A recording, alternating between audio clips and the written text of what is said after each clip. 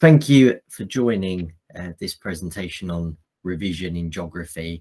Any parental support is absolutely vital and appreciated, and of course something that at this stage of the course is really valuable in helping our students succeed as much as we can.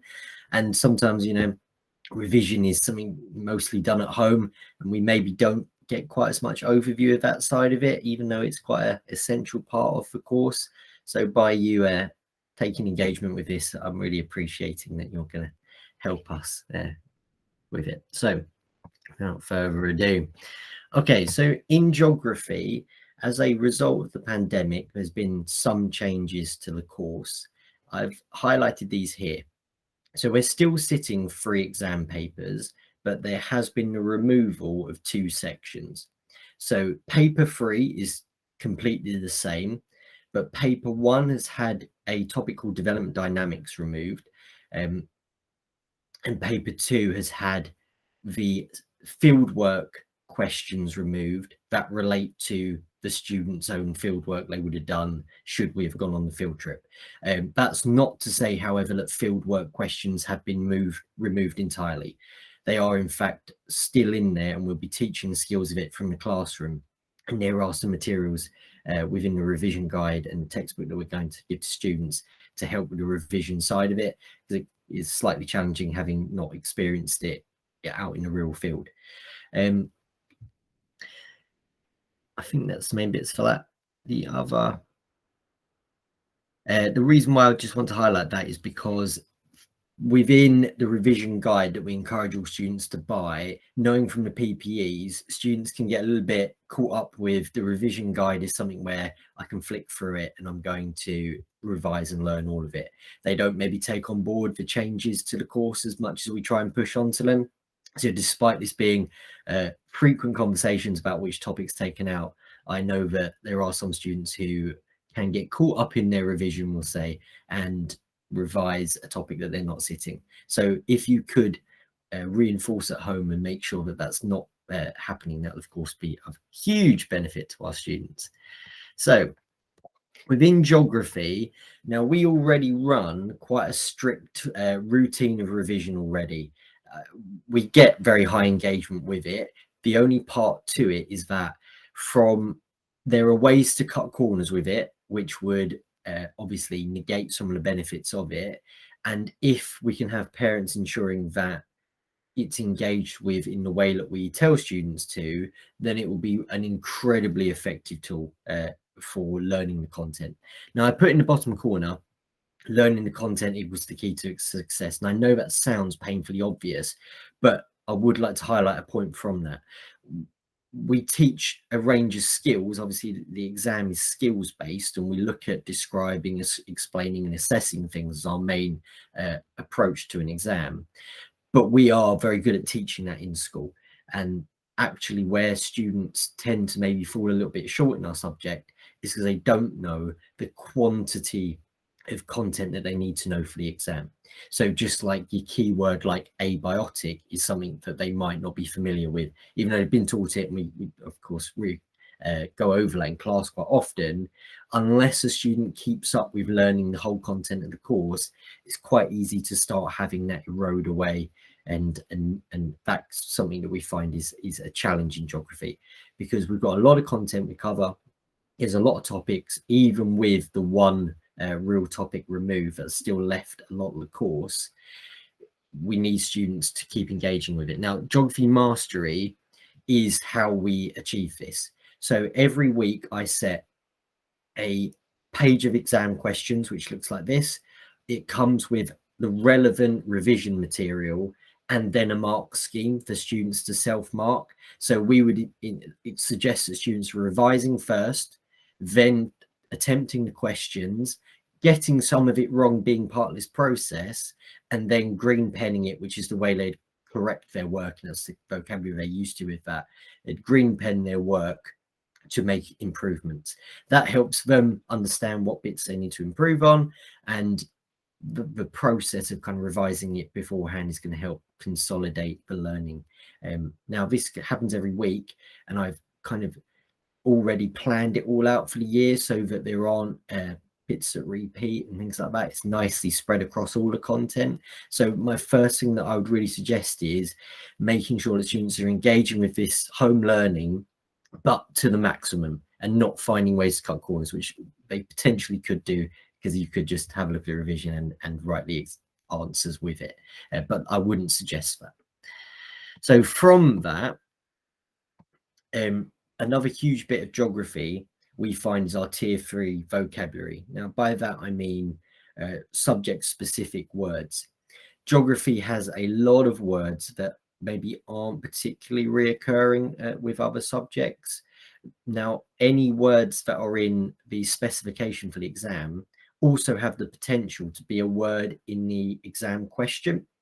So, for example, a question recently in the PPEs that a lot of students stumbled upon was explaining the topography of something. Now, topography was a keyword that we learned in lessons, but students maybe hadn't quite put the realize the importance of understanding all of these words that we teach and get them to write down. Now, one of the aids that we provide on the microsite that we'll look at in a bit is a keyword booklet of every subtopic and topic. So it's all nicely set out, as you can see already on this. So it says topic 1, hazardous earth, and then it's got the first 3 sections of what we look at in that part of the course. Now, these are all the words that students might not be familiar with, that are subject specific, but pose that they could be within a question. Now, if you don't know these words, then you're going to really struggle to engage with the actual question itself. On the other side of this is the PLC, so that's the personalized learning checklist. That's about students' confidence and them going through that and using a tick box to highlight what they know and what they don't know. Now, between these two things is about identifying gaps in subject knowledge, and that's something they can bring forward to their teacher, who'd be happy to go through that and explain it in a bit more detail, or using a revision guide, trying to learn it themselves. But it's a really important tool to identify our weaknesses in ourselves to make revision as effective as possible. Because having done interventions after school with students, something they tend to do if they're left to their own devices is almost lean back on the bits they know and are more comfortable with, and tend to maybe avoid the slightly more challenging bits, even if it's not something they're looking to do on purpose. But you just quite naturally, if you don't like it, kind of skip past it. So this forces you to maybe confront that and realize, this is what I don't know, and this could be an exam question. So between these two resources, that's a great way of making sure you're fully prepared for the exam. Here is something else I'd like to highlight from the microsite. Now, alongside geography mastery, which is something fantastic, and I suggest at this point in the course, I'd also hope that students are completing their own independent revision alongside that. Now, I've created a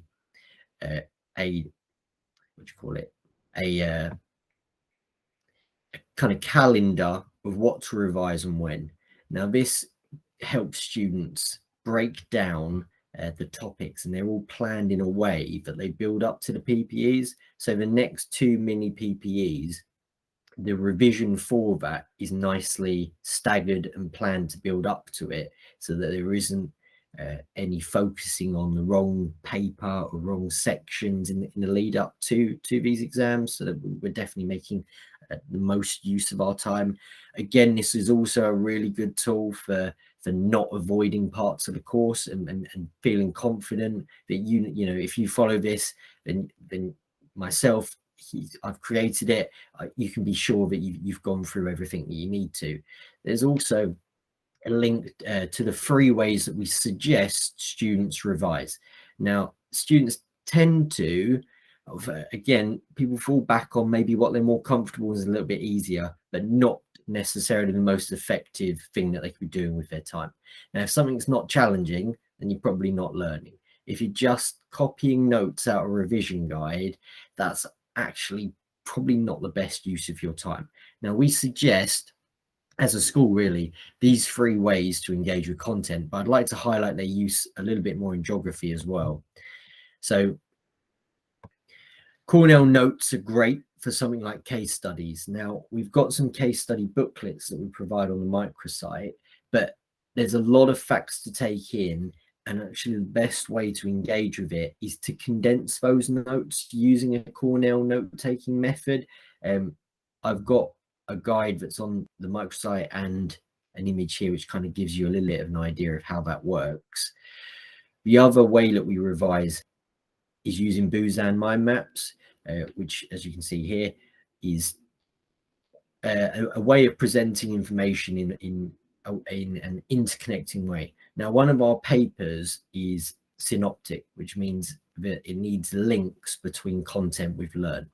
Now, by doing a Busan mind map, it's about finding those links between things. And if you've done that kind of thinking prior to the exam, it's really going to help your knowledge recall and almost ability to assess and evaluate things to an effective standard.